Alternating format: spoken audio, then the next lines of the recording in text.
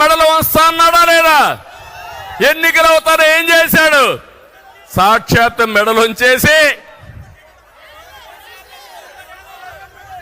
అక్కడి నుంచి కేంద్రంతో భయపడిపోయి కేసుల కోసం సాక్షాత్తు మెడలుంచిన వ్యక్తి జగన్మోహన్ రెడ్డి.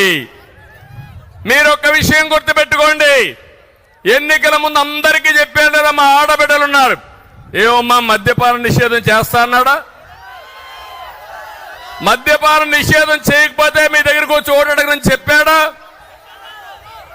రేట్లు తగ్గిస్తానని చెప్పాడా? ఏం చేశాడు? బూమ్ బూమ్ తెచ్చాడు, నాసిరకం బ్రాండ్లు తెచ్చాడు. మద్యం మీరందరూ తాగేది అలవాటు అయింది కాబట్టి ఈరోజు మీరు చూస్తే మద్యాన్ని తాకట్టు పెట్టి 25 ఏళ్లకు అప్పులు తీసుకొచ్చాడు. ఎంత దుర్మార్గం మీరు ఆలోచించండి. ఇది విశ్వసనీయత.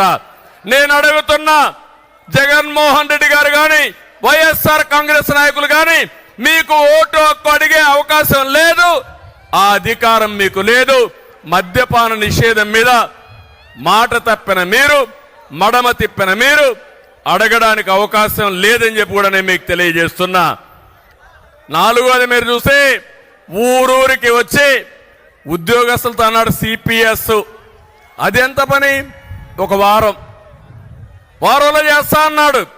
ఎన్ని వారాలైనా అడుగుతున్నా ఈ ముఖ్యమంత్రిని, అంగన్వాడీ టీచర్లకి జీతాలు పెంచుతానని చెప్పాడా లేదా అని మిమ్మల్ని అడుగుతున్నా. ఈరోజు అంగన్వాడీ టీచర్ల పైన, ఆయాల పైన ఎస్మా తీసుకొచ్చి ఉద్యోగాలను తీసేస్తానంటున్నాడు.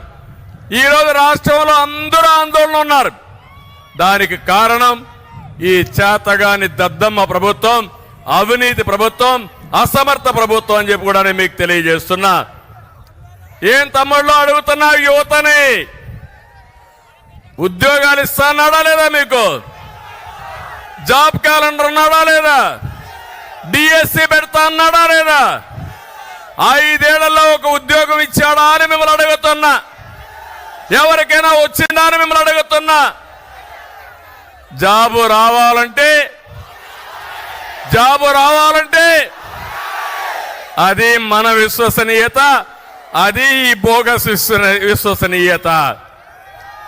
ఇంకో పక్క కరెంటు ఛార్జీలు పూర్తిగా తగ్గిస్తా అన్నాడు.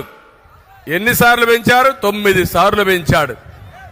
అంటే లెక్కలేనితనం, చెప్పిన అబద్ధాలు చెప్పకుండా బతుకుతున్నాడు. 200 రూపాయలు కరెంటు బిల్లుంటే ఎంత వస్తుంది ఇప్పుడు? 500, 1000 రూపాయలు అవునా కాదా? ఏమమ్మా ఎంత వస్తుంది కరెంటు బిల్లు? 1000 రూపాయలు.